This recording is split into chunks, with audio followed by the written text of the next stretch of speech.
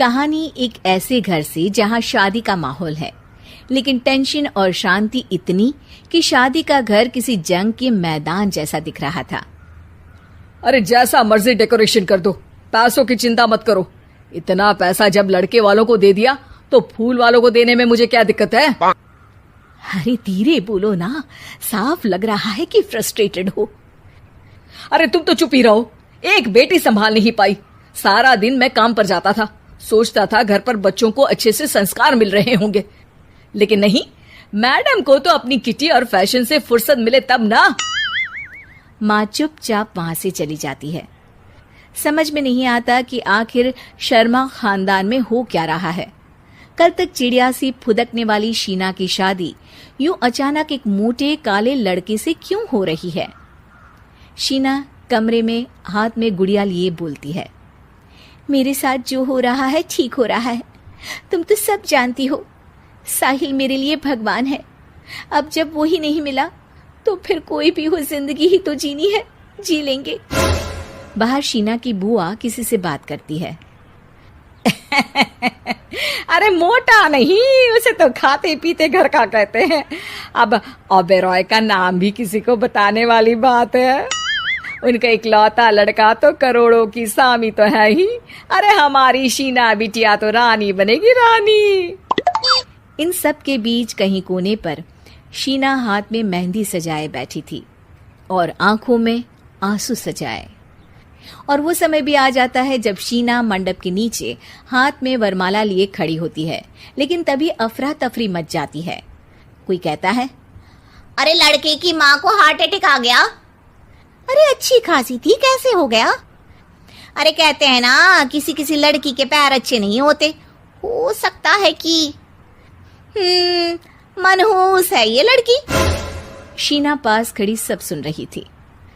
फिर शीना अपने कमरे में आ जाती है। शादी ये कहकर नहीं होती कि लड़की मनहूस है।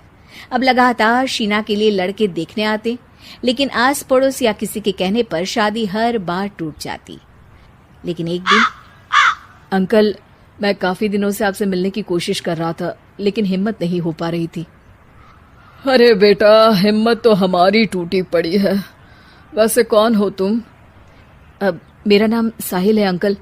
मैं शीना से प्यार करता हूँ और उसी से शादी करना चाहता हूँ। अरे अब तो किस जात के हो ये भी मायने नहीं रखता। बेटा, मेरी बेटी मनहूस है, ये सब कहते हैं कि इसीलिए उसकी शादी नहीं हो पा रही। अगर तुम शादी करने को तैयार हो तो ठीक है। शीना की शादी साहिल से हो जाती है।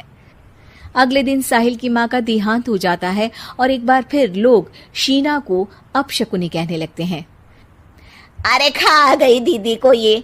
अरे क्या जरूरत थी साहिल किसी मनहूस को घर लाने की?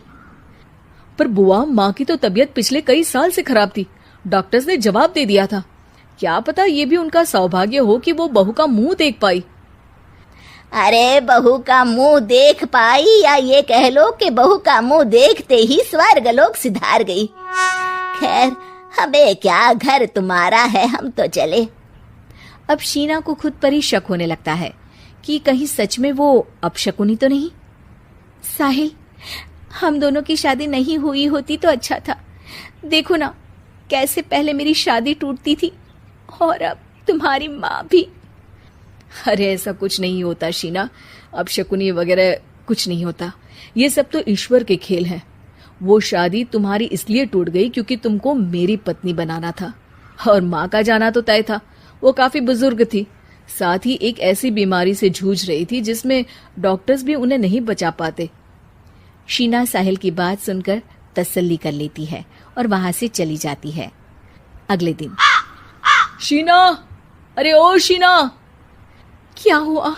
उफ, कहीं फिर मेरी वजह से कोई नुकसान?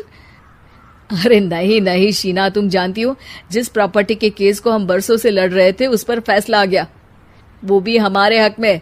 अब हम करोड़पति हो गए शीना। शीना शांत रहती है। अरे क्या हुआ? करोड़ पत्नी बनकर तुमको खुशी नहीं हुई? शीना की आंखों में पानी आ जाता है। चलिए जी, कुछ तो अच्छा हुआ मेरी जिंदगी में आकर आपके साथ। साहिल शीना को गले लगाकर कहता है, मेरी नई नौकरी भी तुम्हारे ही आने से लगी। ये प्रॉपर्टी का केस जीता। सब कुछ तो तुम्हारे आने के बाद ही हुआ, फिर तुम मनहूस कैसे? ये सुनकर शीना खुश हो जाती है।